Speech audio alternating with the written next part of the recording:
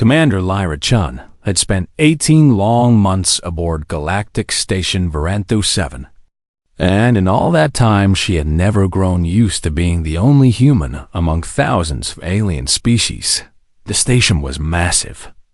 A spinning wheel of metal and glass that floated in the darkness between 3 star systems. And it served as the central meeting place for the Galactic Concord, an alliance of over 200 spacefaring civilizations. Lyra worked as a field medic in the lower medical wing, a position that most aliens considered beneath their notice, and she had learned to accept the sideways glances and whispered comments that followed her wherever she went. Humans were newcomers to the galaxy, having only discovered faster than light travel 50 years ago, and the older species viewed them with a mixture of curiosity and contempt. They called her kind the fragile ones, because human bodies were soft and easily damaged, because human lives lasted less than a century, because humans had no natural weapons like claws or fangs or armored skin. Lyra had heard all the jokes and insults, and she had learned to ignore them, focusing instead on her work and on proving that humans belonged among the stars, just as much as any other species on this particular day. She was finishing her shift in the medical bay when her communicator buzzed with an emergency alert.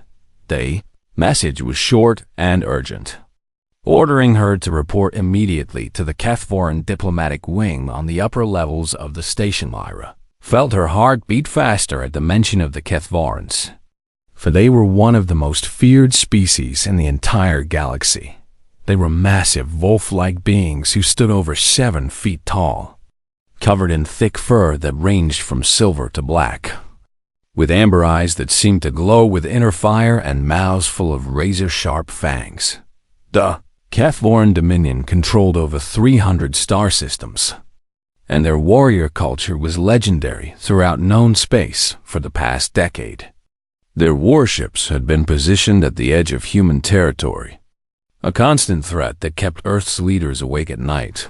Lyra had never spoken to a Kethvoran directly, and she could not imagine why they would summon a lowly human medic to their private quarters. She made her way through the winding corridors of the station, passing aliens of every shape and size, until she reached the heavy doors that marked the entrance to the Kethvoran section. 2 guards stood outside, their silver fur bristling as they looked down at her with obvious disgust. "You are the human physician?" one of them growled, his voice deep and rough like stones grinding together. "I am a medic." "Yes," Lyra replied, keeping her voice steady despite the fear that churned in her stomach. The guard snorted and stepped aside, allowing the doors to slide open with a soft hiss. What Lyra saw inside made her freeze in her tracks. The room was large and decorated with banners bearing Kethvoran symbols, but she barely noticed the surroundings, because her attention was fixed on the scene in the center of the space. A massive Kethvoran lay on the floor, his silver-black fur matted with dark blood that pooled beneath his body, and surrounding him were dozens of other Kethvorans, their amber eyes wild with fear and rage. Lyra recognized the fallen figure from the briefing files she had studied when she first arrived on the station. It was Elder Varakan, the 800-year-old patriarch of the entire Kethvoran species, one of the most important beings in the galaxy. A ceremonial blade stuck out from his side, buried deep in his flesh, and his massive chest heaved with labored breaths that grew weaker by the second a female Kethvoran stepped forward, her fur raised in aggression and her fangs bared in a snarl that would have sent most beings running for their lives. "I am High Commander Rethka," she said, her voice tight with barely controlled emotion, "and this is our elder, struck down by an assassin during the peace summit." "Why am I here?" Lyra asked, though she already suspected the answer. "Because your station physicians have refused to help," Rethka spat, her claws flexing at her sides. "They claim that Kethvoran biology is too different from anything they have studied, that they cannot operate without risking his death, that it is better to let him die peacefully than to attempt treatment. Lyra felt anger rise in her chest at these words, for she knew that the real reason the other doctors had refused was fear. Fear of the Kethvorans and fear of being blamed if the elder died under their care. Every species on this station has turned their backs on us. Rethka continued, her voice cracking with something that might have been grief. You humans are the last, the lowest, the most primitive species with medical capabilities. And I called you here because I have no other choice. The insult was clear, but Lyra did not let it bother her. For her eyes were fixed on the dying elder, and her mind was already racing through possibilities. She knelt beside Vorakin, ignoring the warning growls from the Kethvorns around her, and pressed her hands against his chest to feel his heartbeat. The station's medical AI buzzed in her earpiece, warning her that Kethvoran physiology was unstudied, that their blood was toxic to humans, that any intervention was not recommended. She pulled the earpiece out and tossed it aside. What are you doing? Rethka demanded. Lyra did not answer immediately, for she was focused on what her hands were telling her. The strange double rhythm that pulsed beneath the elder's ribs, the way his breathing stuttered and caught, the heat of his blood seeping through her fingers. He has two hearts, she said finally, more to herself than to anyone else. The blade hit something, probably the secondary heart or a major vessel connected to it. You cannot know that, another Kethvoran said, his voice filled with disbelief. Our anatomy has never been shared with outsiders. I do not need your files, Lyra replied, her voice calm and certain. I can feel it. She looked up at Rethka, and something in the human woman's eyes made the High Commander take a step back. Your elder is not bleeding out, Lyra said. He is drowning in his own blood, filling up from the inside because the wound has no way to drain. And if I do not act in the next few minutes, he will die. Can you save him? Rethka asked, and for the first time her voice held something other than anger. It held hope. Lyra looked down at the ancient being beneath her hands, at the rise and fall of his chest, at the life that was slipping away with every passing second. She thought about protocol and training and all the rules that said she should walk away. Then she thought about the oath she had taken when she became a medic, the promise to preserve life whenever possible, regardless of species or politics or personal risk. I can try, she said, and she meant it with every fiber of her being around her. Dozens of alien predators watched in silence as the small human woman made her choice. She would save this elder or die trying. There was no other option in her mind. Lyra worked fast because she had no other choice, her hands moving with a certainty that surprised even herself as she assessed the wounded. Elder Vorakin sighed. The ceremonial blade was still embedded in his flesh, and dark blood oozed around it with each labored breath he took. I need light, she said sharply, and two Kethvoran guards immediately adjusted the room's illumination until it focused on the fallen. Elder like a spotlight, she pulled open her basic field kit, the same kit she had carried for years, filled with tools that were designed for human anatomy and not for the massive wolf-like beings that surrounded her. It would have to be enough. You cannot touch him directly, one of the Kethvorans warned, stepping closer with concern written across his furred face. Our blood is toxic to most species. It will burn through your skin like acid. Lyra looked at the dark blood that already covered her hands, the blood she had touched when she first knelt beside the elder, and she held them up for everyone to see. It seems my skin has not received that message, she said. A murmur of shock rippled through the gathered Kethvorans, for what she said was impossible, and yet the evidence was right before their eyes. Her hands were stained but undamaged, the skin pink and healthy beneath the layer of alien blood. Lyra did not have time to wonder about this miracle because the elder's breathing was growing worse. Each inhale a wet rattling sound that told her she was running out of time.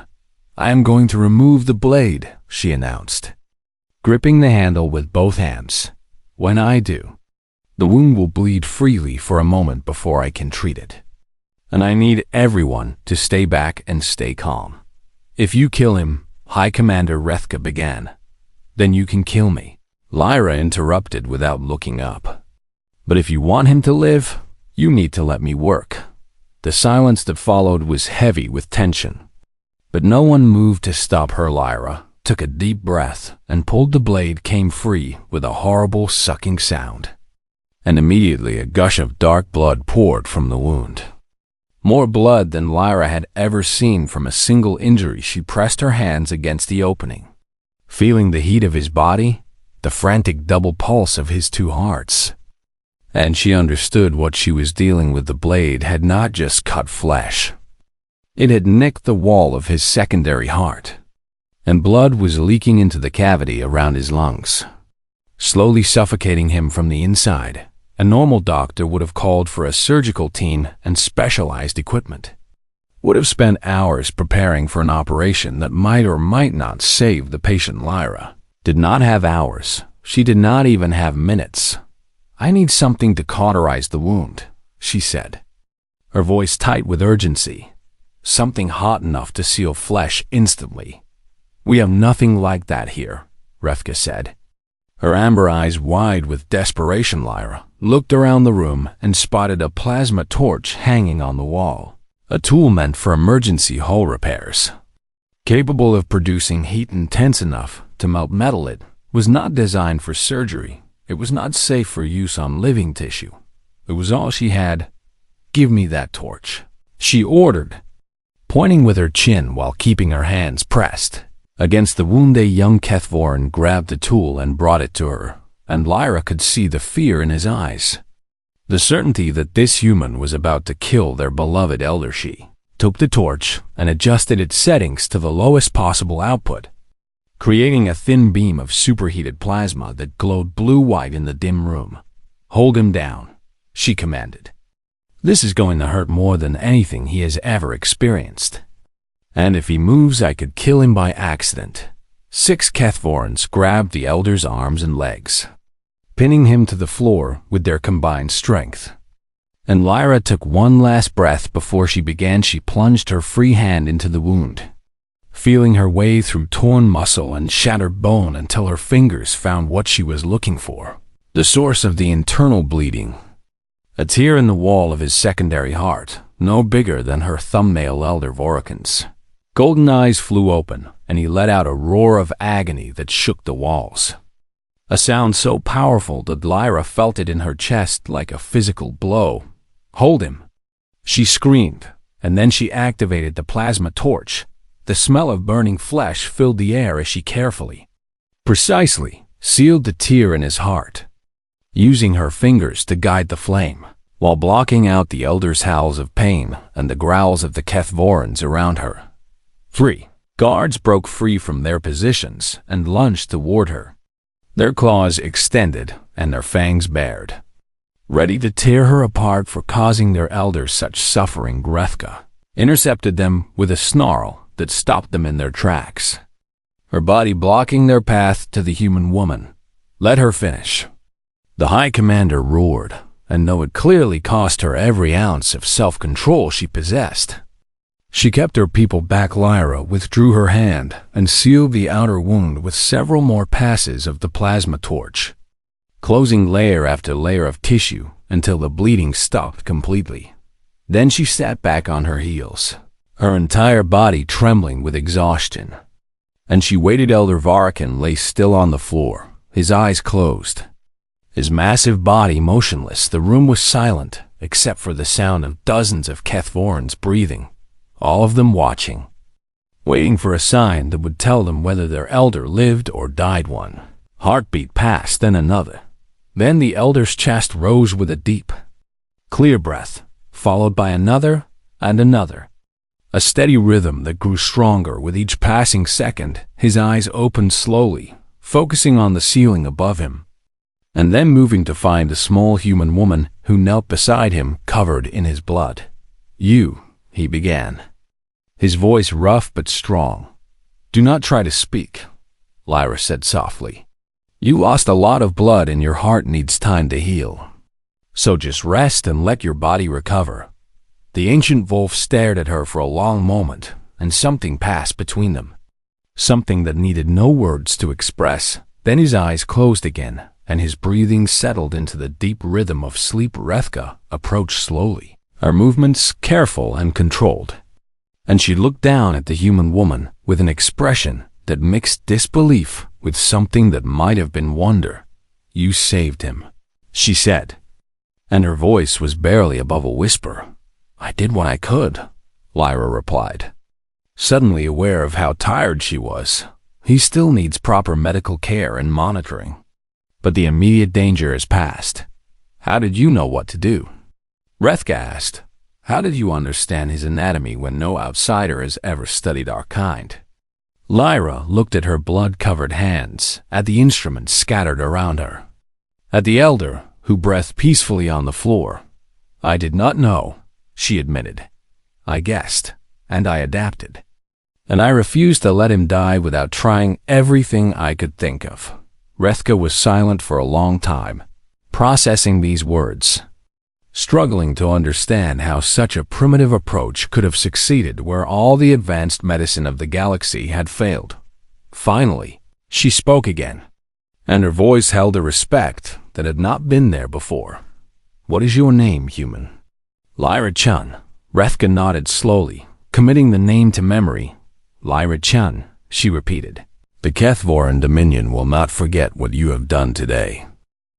The news spread across Galactic Station Varantho 7 like fire through dry grass, racing from deck to deck and species to species until everyone aboard knew what had happened in the Kethvoran diplomatic wing. A human had saved Elder Vorakana human. One of the fragile ones had done what every other species had refused to do.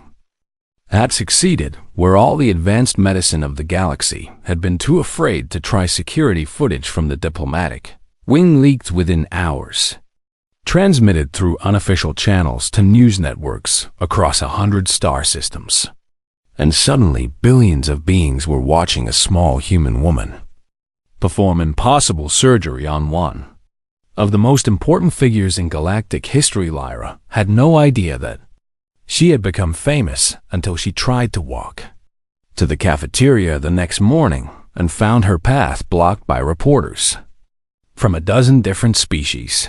They shouted questions in languages she did not understand, thrust recording devices in her face, demanded to know how she had survived contact with Kethvoran blood and how she had known what to do and whether she had any comment on the political implications of her actions. Lyra pushed through them without answering, her head down and her jaw set, because she had not saved the elder for fame or recognition, and the attention made her deeply uncomfortable in the days that followed.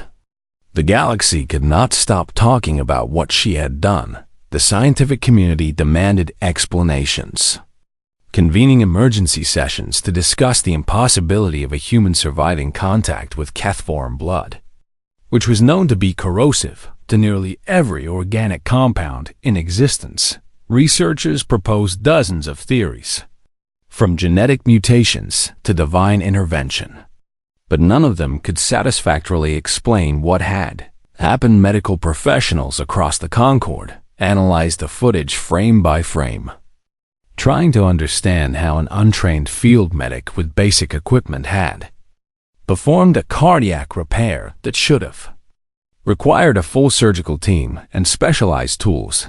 The answer they kept coming back to was both simple and disturbing. She had guessed, she had adapted, she had simply refused to let the elder die for a species that had spent millions of years developing careful protocols and evidence-based procedures. This approach was almost incomprehensible. How could anyone operate without knowing exactly what they were doing? How could anyone take such a risk based on intuition alone? And yet, it had worked. The implications troubled many of the older species, who had built their civilizations on caution and certainty and the careful management of risk. If humans could achieve results like this through sheer determination and creative thinking, What else might they be capable of? What might happen when this young, reckless, impossibly stubborn species was given access to the full resources of galactic civilization? Some aliens viewed Lyra's actions with admiration, seeing in her the spark of something their own species had lost long ago.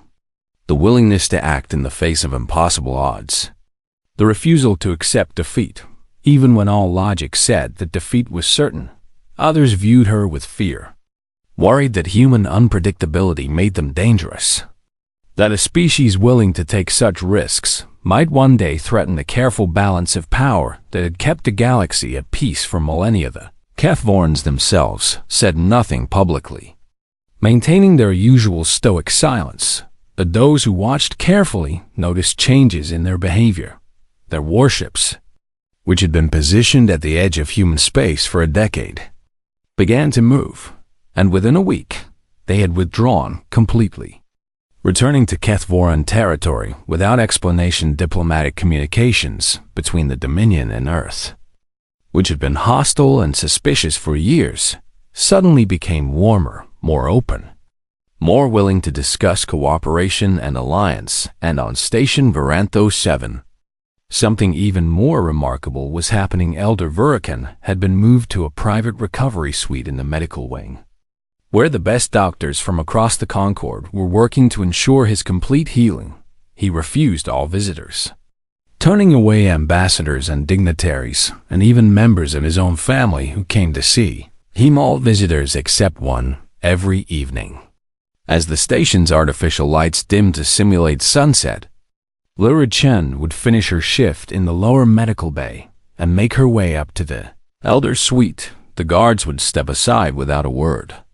The doors would open, and she would enter to check his wounds and monitor his recovery. At first, their conversations were purely medical, focused on his healing and his pain levels and the medications he was receiving. But as the days passed, they began to talk about other things, about their lives and their worlds and the strange path that had brought them. Together, Vorhan told her about his 8 centuries of existence, about wars he had fought and loved ones he had lost, about the weight of leading an entire species and the loneliness that came with living so much longer than everyone around him. Lyra told him about Earth, about the blue oceans and green forests that she missed so desperately, about her family back home and the dreams she had carried since childhood, of seeing the stars up close. They were utterly different in almost every way, separated by biology and culture and hundreds of years of life experience. And yet they found a strange comfort in each other's company. On the 7th night, as Lyra was preparing to leave, the elder spoke in a voice that was soft and serious. "Why did you save me?" She paused at the door, considering the question, knowing that he was asking about more than just medical procedures. "What do you mean?" "I mean exactly what I asked," Vorakan said, his golden eyes fixed on her with an intensity that made her feel as though he could see straight into her soul. "Why did you risk your life for me when your species has every reason to hate mine? When my warships have threatened your homeworld for years? When my people have called you primitive and fragile and unworthy of respect?" Lyra thought about the question for a long time before she answered. "Because you were dying," she finally said. "And I could help, and that was all the reason I needed."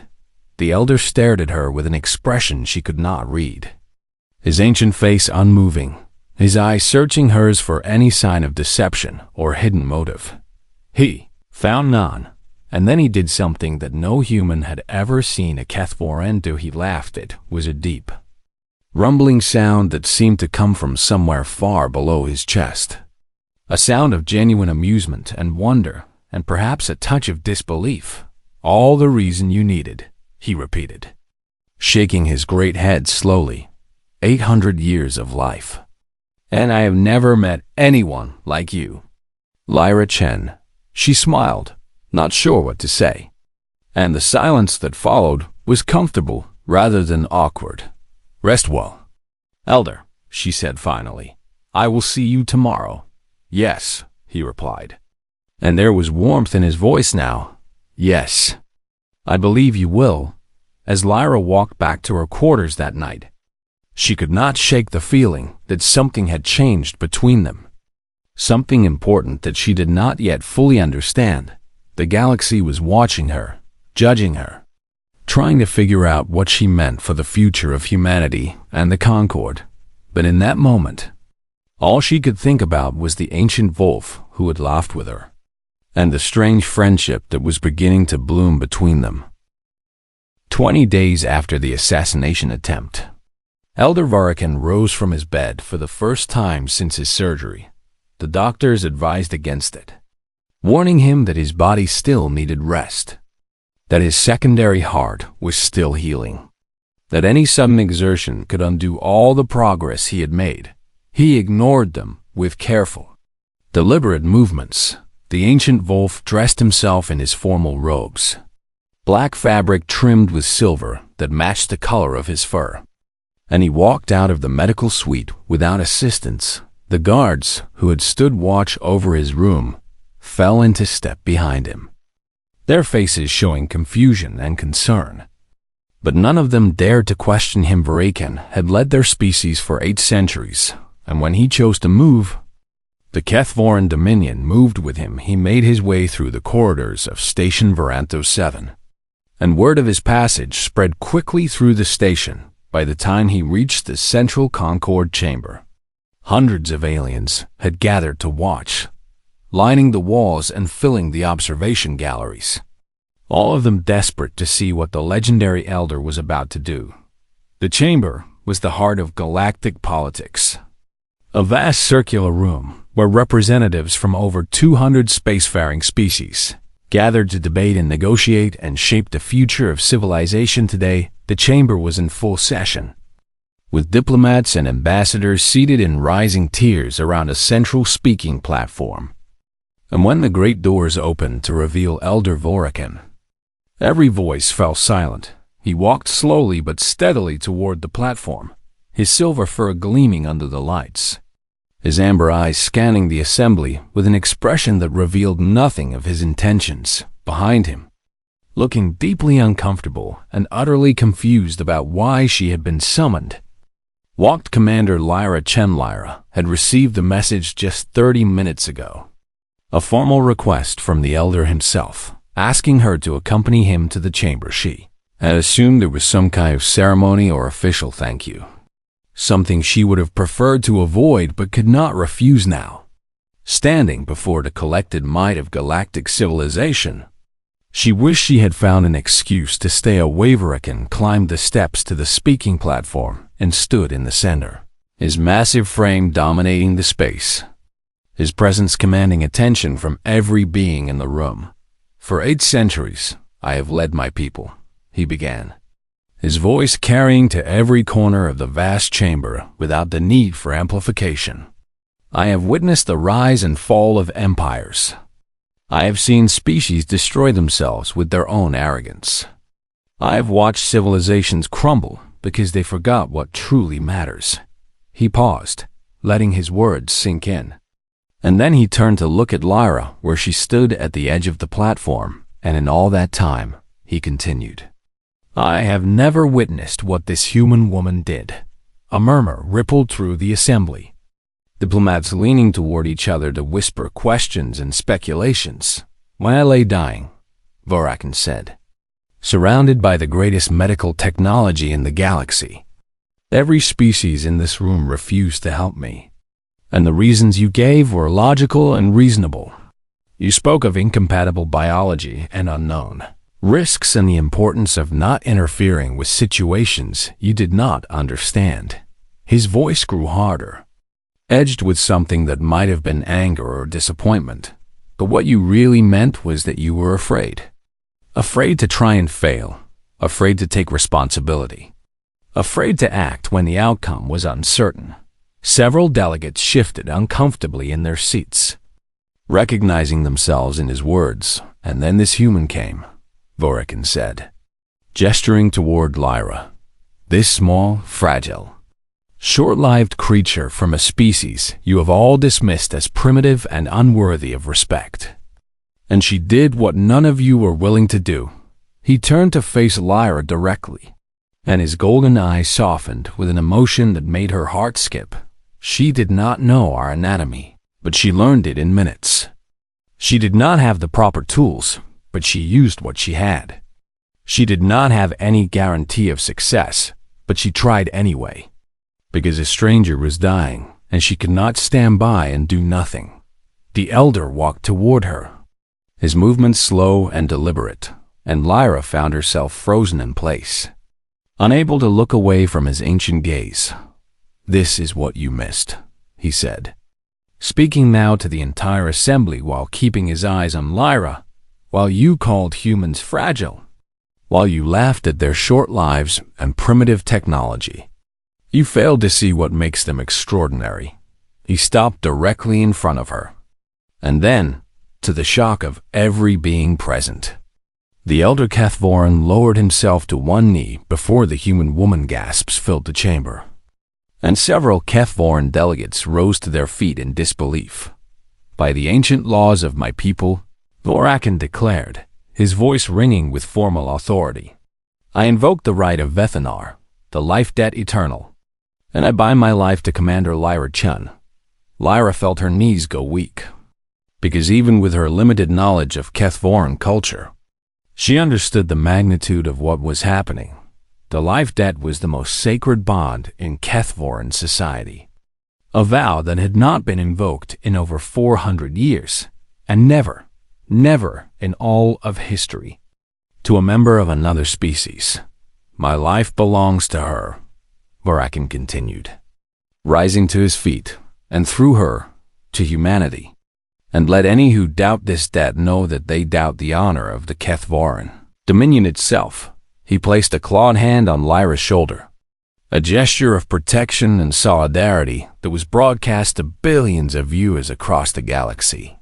"Furthermore," he said, addressing the assembly once more, "the Kethvorin Dominion formally requests that humanity be elevated to full Concord membership, with all the rights and privileges that status entails." The chamber erupted into chaos, delegates shouting over each other. Some in support and others in outrage. Full membership was reserved for species that had proven themselves over centuries of diplomatic relations and technological advancement.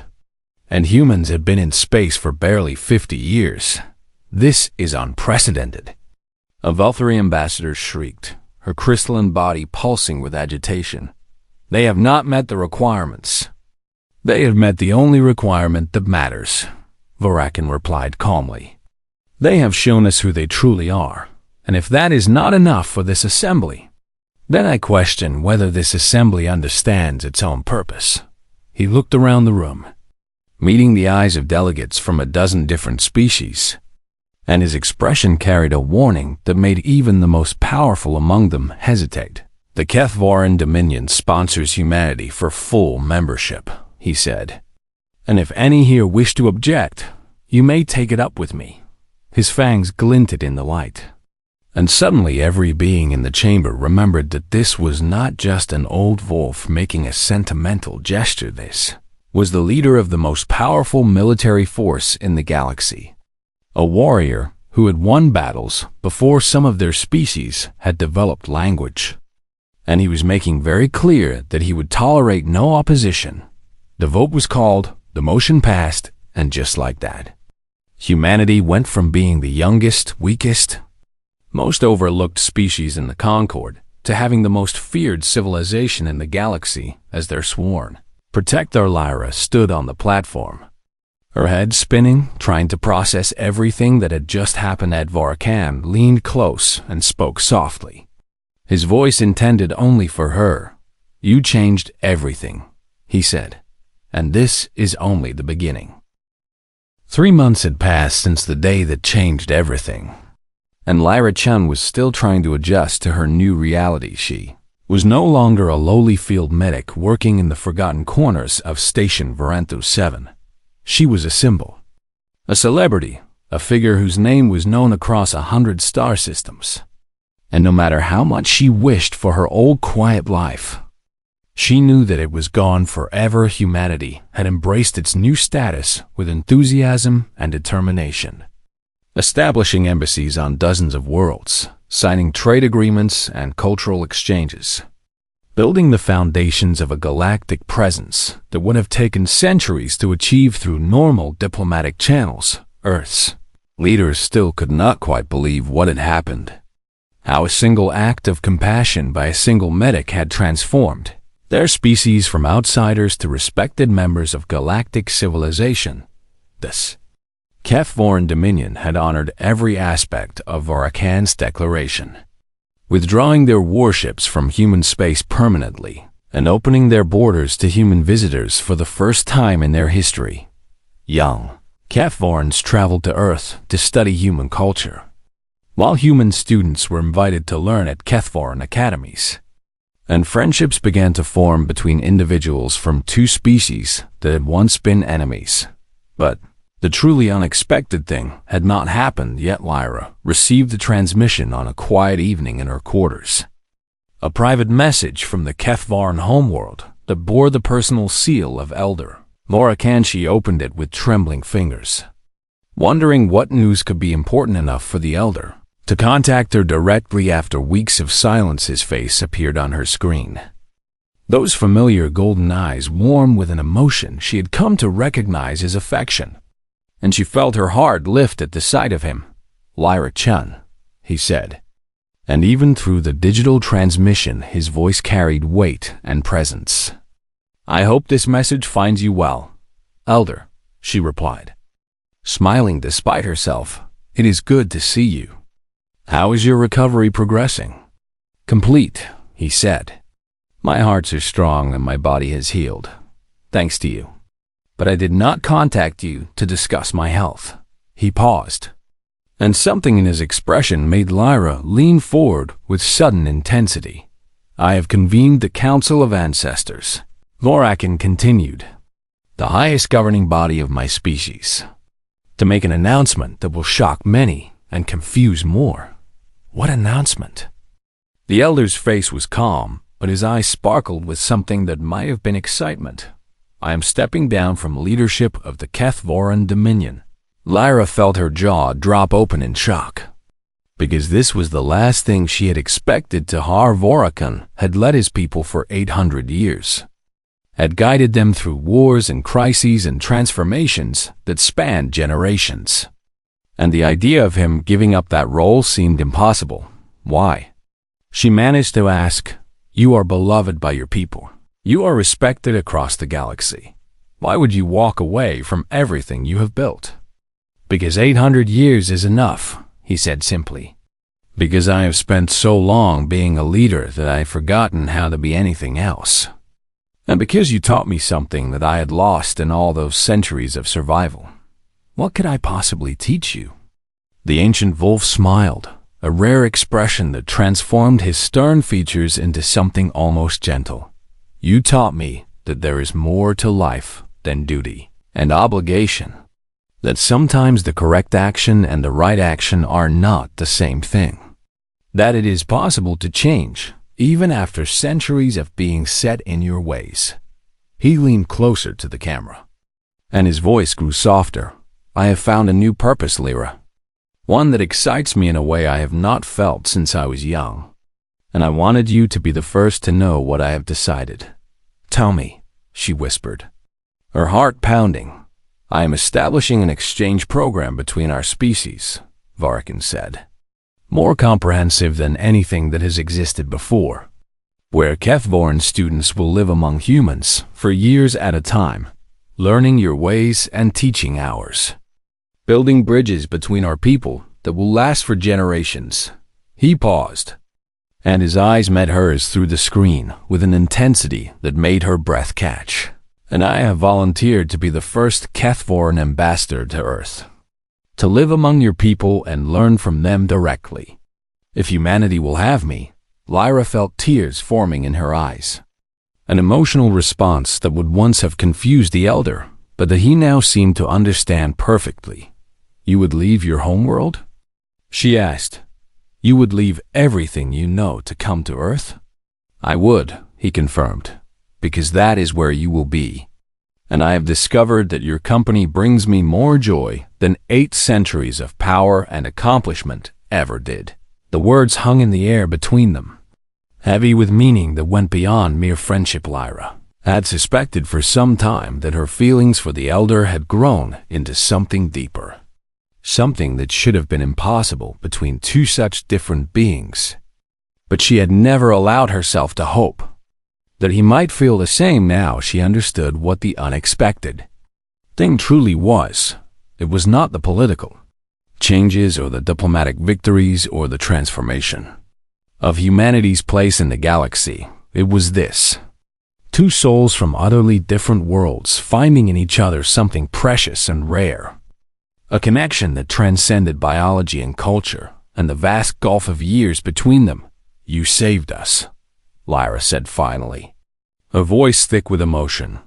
"You saved humanity when you declared the life debt, when you sponsored our membership, when you made the galaxy see us as more than just the fragile ones.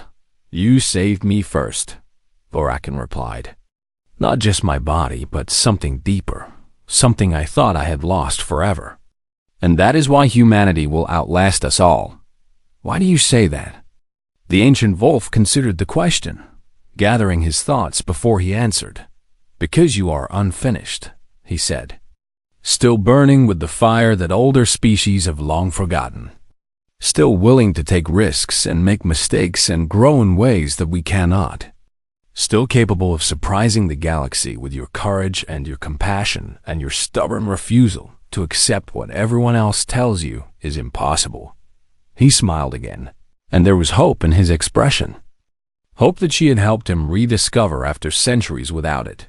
"I will see you soon, Lyra-Chen," he said, "and together we will show the galaxy what humans and Cathvorans can build when they stop being afraid of each other." The transmission ended, leaving Lyra alone in her quarters with tears streaming down her face and a smile spreading across her lips. She had come to the stars hoping to find adventure and purpose, and she had found something far more valuable. She had found a friend who had become family, a partner who would stand beside her through whatever challenges lay ahead, and a future brighter than anything she had ever imagined. And somewhere out there, racing toward Earth through the dark spaces between stars, an 800-year-old Wolf was learning to hope again, learning to dream again, learning that it was never too late to start over. That was the unexpected thing, that was the miracle she had created without even knowing it, and it was only the beginning. Years later, historians would write about the day that changed the galaxy, about the human medic who refused to let a stranger die, about the friendship that became something more, about two species that found in each other the courage to become better than they had ever been alone. They would call it the beginning of a new age, an era of cooperation and understanding that spread from Earth and the Cathvoran homeworld to touch every corner of known space. And at the heart of every story, at the center of every lesson, would be a simple truth that Lyra-Chen had known all along: that kindness is never wasted, that courage can change the universe, and that sometimes the smallest actions create the biggest waves. Humanity, they would write, was never fragile at all. They were just getting started.